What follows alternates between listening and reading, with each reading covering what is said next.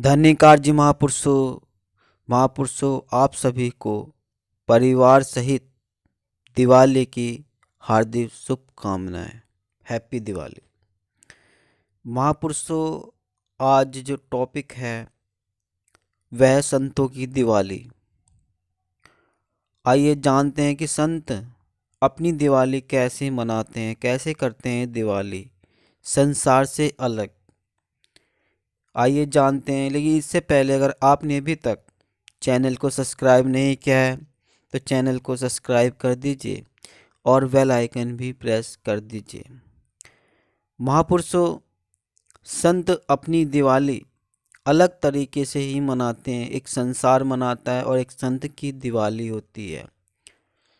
संत हमेशा कुछ अलग हटके संसार से करते हैं क्योंकि वे एक निरंकारी हैं और उन्हें निरंकार परमात्मा सद्गुरु का दिया हुआ है। उनके पास अनमोल खजाना एक ज्ञान है और संसार तो उसी तरीके से अपनी दिवाली मनाता है जिस तरीके से सालों से साल दिवाली मनाई जाती है, चली आ रही है। पटाखे फोड़ते हैं, दीवे जलाते हैं, बाजार से सामान खरीदते हैं और कुछ एक दूसरे रिश्तेदारों को, जान पहचान वाले को मिठाई दे देते हैं। इसी से उनसे दिवाली हो जाती है और होती है। महापुरुषों, संसार अभी ये भी नहीं जानता कि आखिर दिवाली की जो परंपरा चलती आ रही है उसके पीछे उद्देश्य क्या है दिवाली मनाने का कारण, क्यों मनाते हैं हर साल दिवाली। लेकिन कुछ जानते हैं, अभी कुछ को पता नहीं है।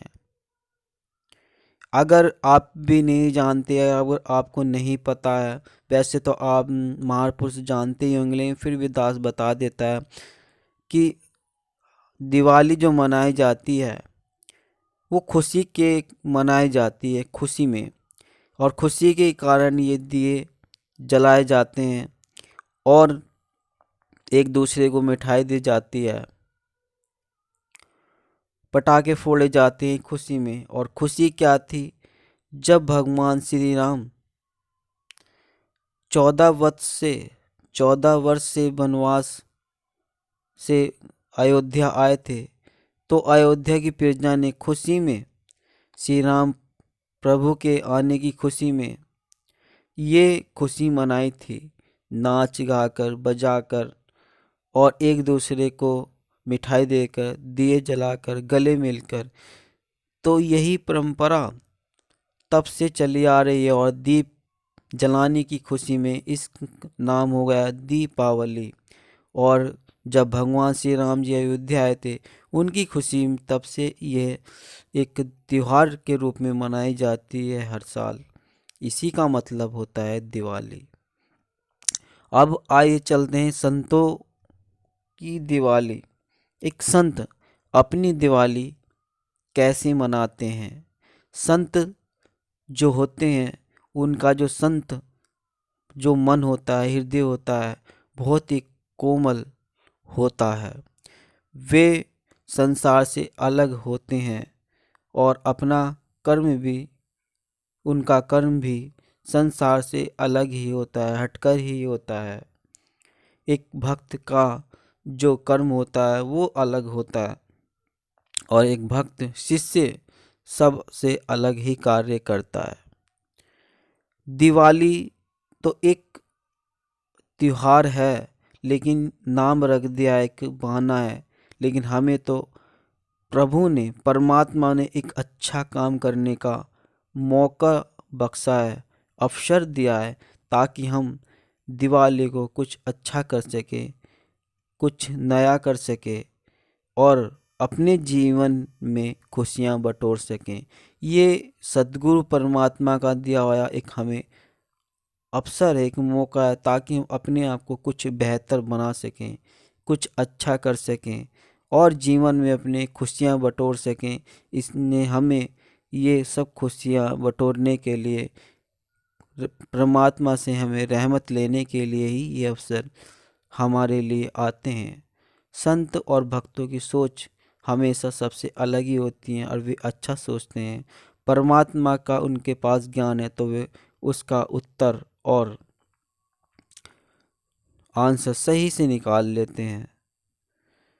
तो ये हमें जो खुशी मिली है, दिवाली की जो मौका है खुशी का, तो आइए हम इस दिवाली पर, इस त्योहार पर एक परमात्मा से उपहार लें, तोहफा लें, रहमतें लें, भक्ति लें और अपना जीवन हम सुख और अच्छा बना सकते हैं, परम सुख हम प्राप्त कर सकते हैं। महापुरुषों,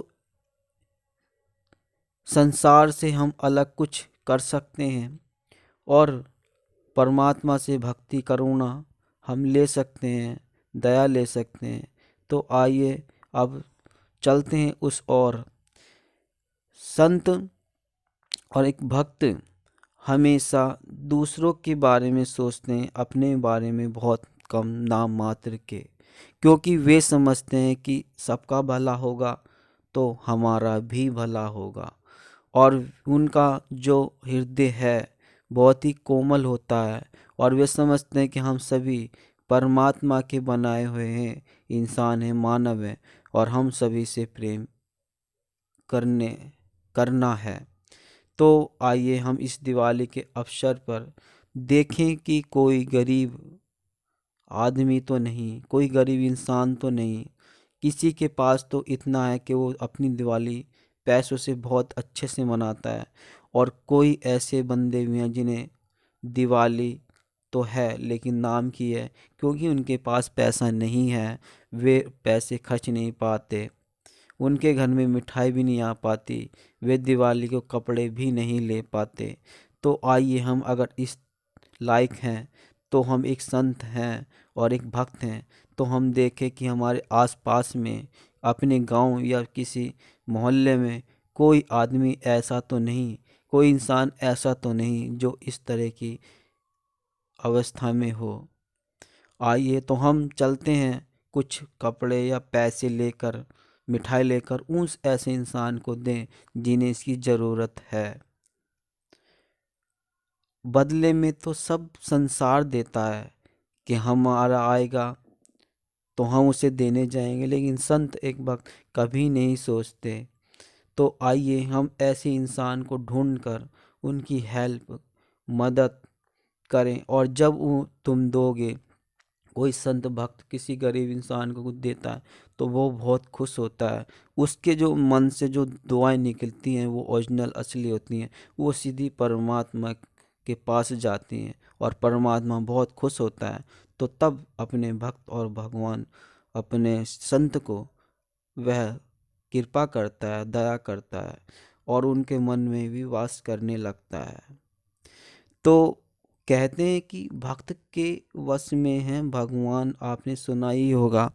तो इसीलिए परमात्मा भक्त के वश में, उसकी इतनी श्रद्धा, इतनी भक्ति देखकर प्रभु भी एक उनका दास बन जाता है।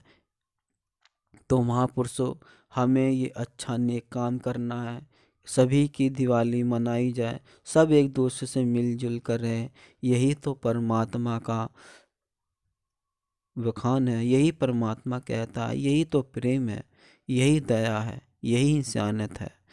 तो आइए हम सब एक दूसरे से मिलते चलें, एक दूसरे की मदद करते चलें और ये कभी ना भूलें कि हमें किसी की मदद भी करनी है।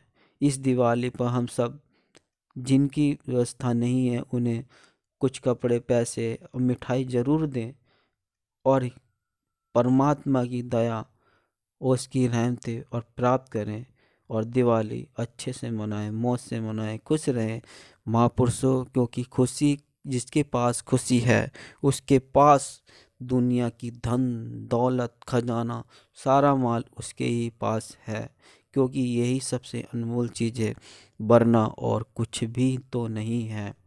पैसा भी इंसान पर उसके वैर, ईर्ष्या, नफरत और चे में कई दुनिया भर के झगड़े हैं, तो वे अपनी ज़िंदगी ठीक से नहीं जियाता, तंगी से गुजरती, क्लेश में गुजरती है।